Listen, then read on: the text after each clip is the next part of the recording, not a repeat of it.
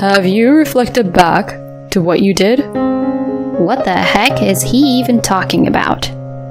You're having a difficult time without me, right? Nope, not at all. Without me, you're kind of homeless, right? It's hard to make a living for the day, right? He keeps on asking right, but he just needs to shut up. My name is Alana. I am 34 years old. I live with my husband, Jordan, and we both work at a company. I am physically incapable of having kids, and I had told my husband about this when he asked me out first. I was prepared for him to back out on his decision of asking me out once I told him I couldn't have kids. But we were both over 30 years old, and we were at the right age to even consider marriage. I decided that it was something I absolutely had to tell him before I hurt his feelings, though, so I told him about it. Surprisingly, however, what he replied back was gentle and warm, saying, "Even if we don't have children, I would be happy if you were by my side, Alana," is what he said, and so we began to go out. When we were going out, I realized that Jordan had a calming aura, and he was great at taking me out on dates. I would be happy if I could marry this man. That's what I would think secretly to myself. 2 years into our marriage, Jordan asked me to marry him, and I was eager to accept his proposal immediately. But I knew I had to make sure about something again before we got married. Thank you. I want to marry you too. But, you know... Were you just going to talk about not being able to have kids? Yeah. I told you before, didn't I?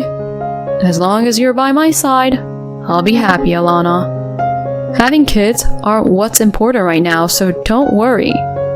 Let's just grow old happily together. Thank you. Well then, I can't wait to have a married life with you, Jordan. I was at the height of my happiness. Then he came over to greet my parents, and after we went to my husband's parents' house to greet his parents in preparation for our marriage and wedding. But I somewhat felt a little off at my husband's parents' house. This feeling was what told the whole truth, but there was no way I could have realized it at the time, and I was immersed in a false sense of happiness. My in-laws seemed like very nice people, but I think they were somewhat nervous about something. I felt as if Jordan's parents' house was Jordan's kingdom.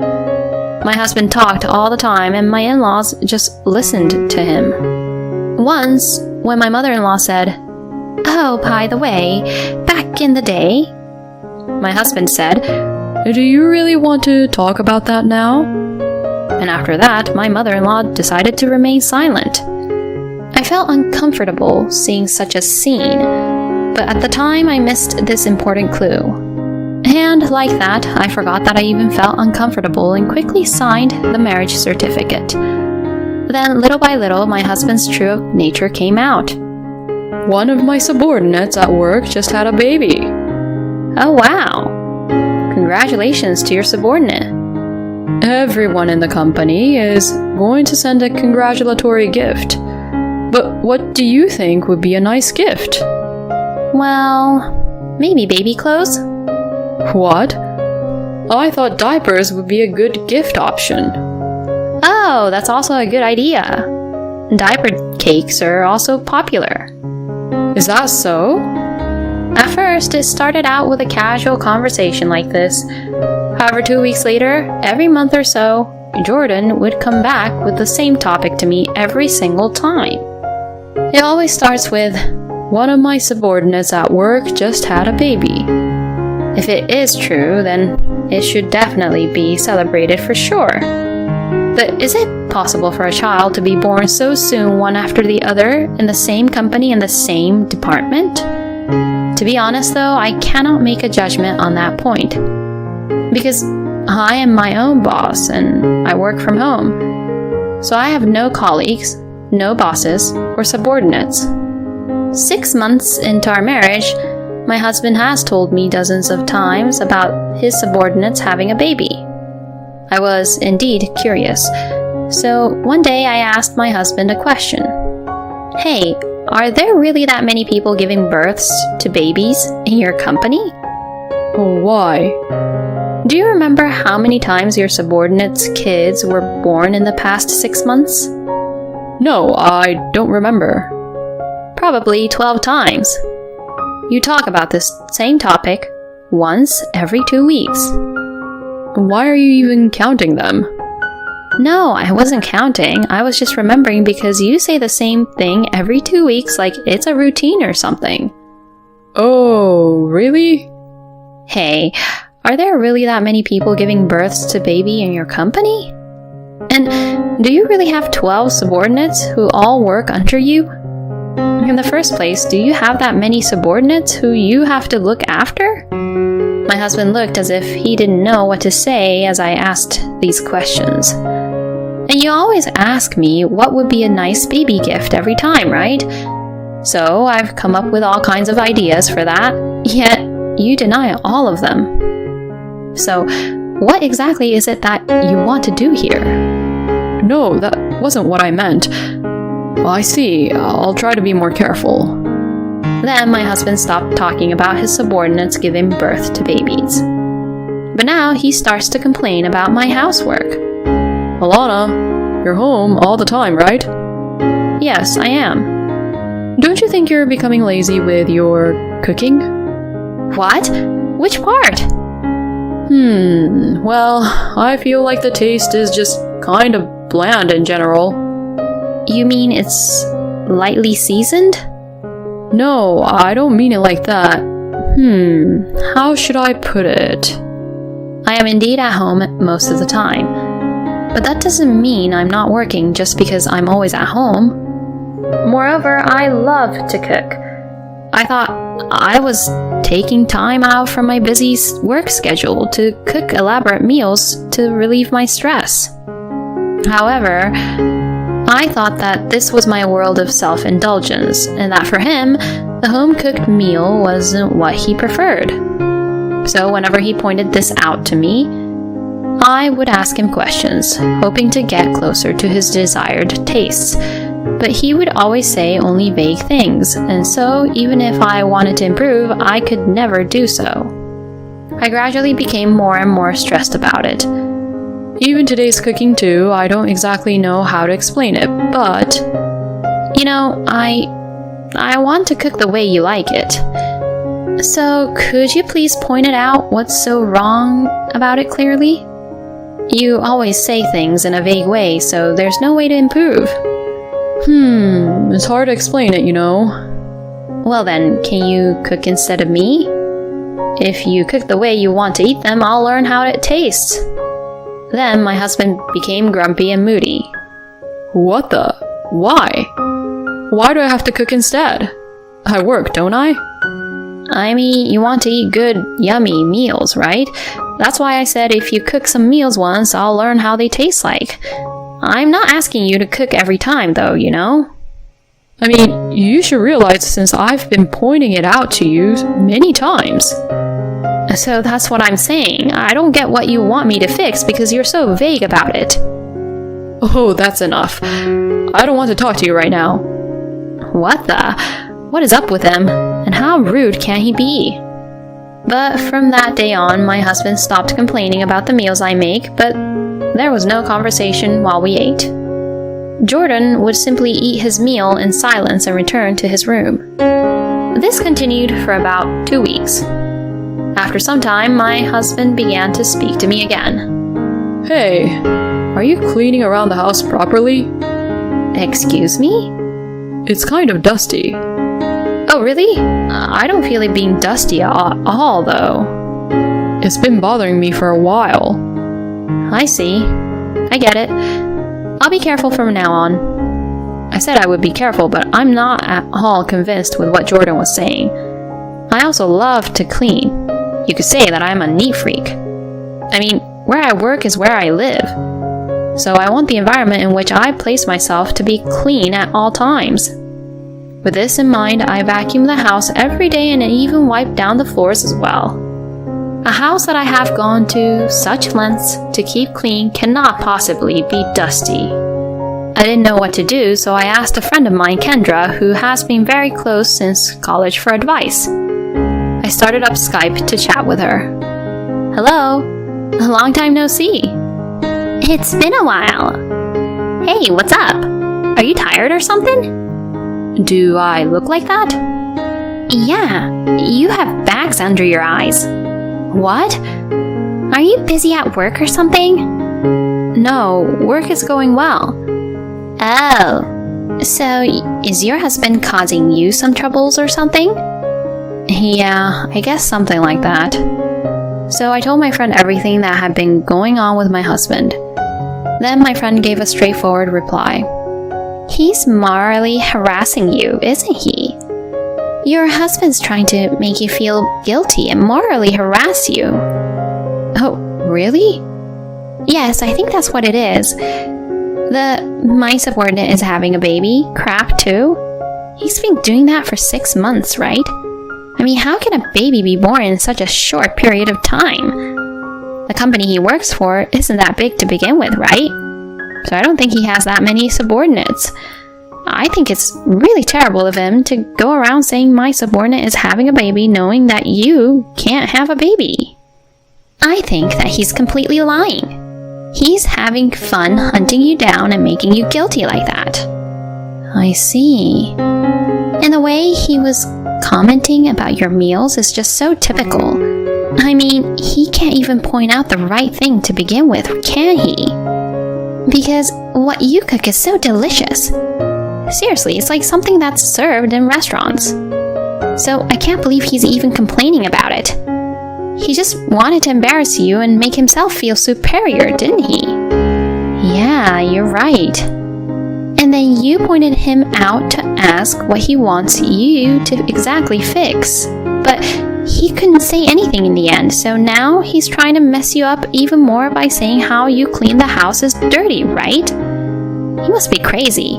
Your place is super clean. I mean, whenever I go over, I feel like I have to change my socks whenever I go into your rooms. How could he even say that it's dusty? And after hearing Kendra saying all these, this reminded me of something. I remember I met my in-laws for the first time when I greeted them before our wedding, and both of them were kind of nervous. Yeah, I knew it. Maybe he's even violent towards his own parents. I think it's better to do something about it as soon as possible, Alana. Yeah, you're right. I felt like all my doubts have been answered by talking to my friend. Ever since we got married, I have been uncomfortable with my husband's words and actions. When my husband came home today, he would start with a rude comment such as, "It smells like mold around here." Hey, do you know what moral harassment is? My husband reacted sensitively to these words. Huh? Are you trying to say that I am morally harassing you? He stared at me with a terrible expression on his face. So, I guess, with that kind of reaction, you know what it means, huh? Then my husband knocked all the food on the table to the floor. You've got to be kidding me, you know. Since I was being too nice to you, you take advantage of me like this, huh? What? I don't remember you being nice to me since we got married. Huh? What do you mean by that? I mean it as it is. You've just been looking down on me since we got married to satisfy your own sense of superiority, haven't you? My husband widens his eyes in anger. What, are you going to threaten me by dropping all the food from the table like that? I will never give in. Then my husband revealed his true nature. Oh, wow. Well, I've had enough of this. I thought if it was you, you'd obey what I tell you. Huh? Then my husband shoves the divorce papers in front of me. You don't want me to divorce you, do you? You're always at home saying you're doing work, but it's the same thing as what an unemployed person would do. Well, he's not fully wrong. I am always at home. You should reflect back to your own actions. I'll follow these papers, so just sign them. And I'll remarry you if you do the right thing. At least I'm not going to get punched in the face from him for the time being. I filled out the divorce papers as I was told, and I saw that Jordan had already signed his parts. Well then, why don't you get out of my house? I am of the owner of this house, you know. My husband was looking down at me the whole time, but I solemnly obeyed him and left the house, taking only the computer I needed for work and my personal belongings that fit in my suitcase. Then, a few days later, Jordan texted me saying that he had filed the papers. I didn't really feel it, but finally I was free from my scumbag ex-husband. In the end, I wasn't quite sure what my ex-husband wanted from me until the very end. My ex-husband who just only morally harassed me. Simply put, he was just a rude, terrible man who wasn't fit to be my husband. I don't even know how he can go on and on with all the insults and complaints he had for me. At any rate, finally, I'm free from that man. From now on, I will enjoy my life. 2 years after my divorce, my ex-husband had become a distant memory and my life was going pretty well. However, when I received a call from my ex-husband for the first time in 2 years, all these painful memories of the past came back to me. What did he want with me after all this time? From the very beginning, he was very overbearing. Have you reflected back to what you did? What the heck is he even talking about? You're having a difficult time without me, right? Nope, not at all. Without me, you're kind of homeless, right? It's hard to make a living for the day, right? He keeps on asking right, but he just needs to shut up. No, I'm comfortable the way it is now. Because you, who had harassed me, is completely out of my sight. Oh, don't act so tough. I said I'd forgive you, so just shut up and obey me. No, you don't have to forgive me at all, okay? I've already built a new house and I'm living a full life. Huh? Where did you get that kind of money? What? Did you take some of the money from me? I couldn't help but just laugh at this statement. Wow, your jokes are getting better. Of course not, why would I? Besides, you only paid the rent, and the rest was all paid by me, remember? And I wasn't depending on you financially. I mean, well, I couldn't. And so this house was built with my own money. Well then, it must be small and tiny, isn't it? You really don't need to act so tough, you know? I took a photo of only the amount of the contract for the house and sent it to my ex-husband. What? $3 million? Where the hell did you hide this kind of money? There's no way you, who's unemployed, have this kind of money.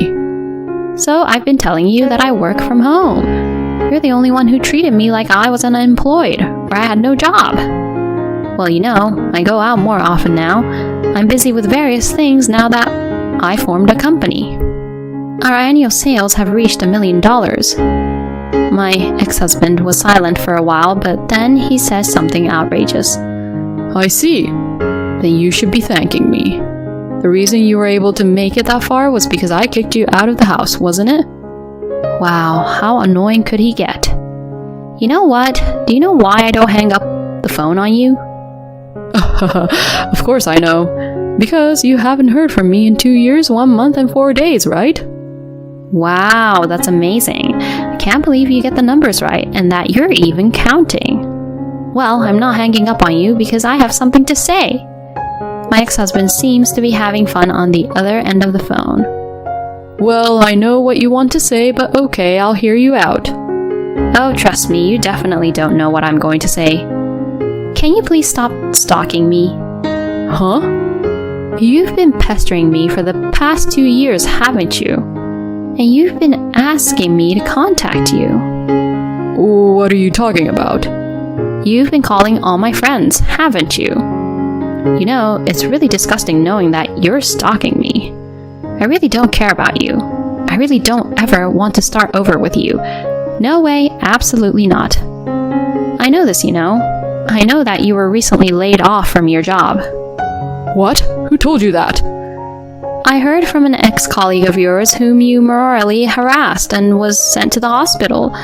He was good at his job, but your company lost a very talented employee indeed. Anyways, he works for us now, and you were finally fired for morally harassing him. Is that why you contacted me? To ask me to support you financially? No, I thought you'd be waiting for me. There's no way I'd be waiting for you. You're nothing but a painful memory for me. Don't ever contact me again. Don't ever contact my friends again. I will sue you if you try to contact me or my friends again. I'm going to tell you right now, I hate you. I will never ever remarry you. I hope you age all alone by yourself. I finally hung up the phone on him and took a deep breath. Yes, I feel better. He will eventually become one of my painful memories, which would fade away in the end. What in the world did Jordan even want to do here? His actions didn't make any sense at all. He probably wanted to put his wife under his control, but she was too good for him. The difference in wisdom is just so obvious. Jordan should have definitely been more considerate to his wife. Thank you for watching to the end. Please subscribe to our channel. See you in the next video.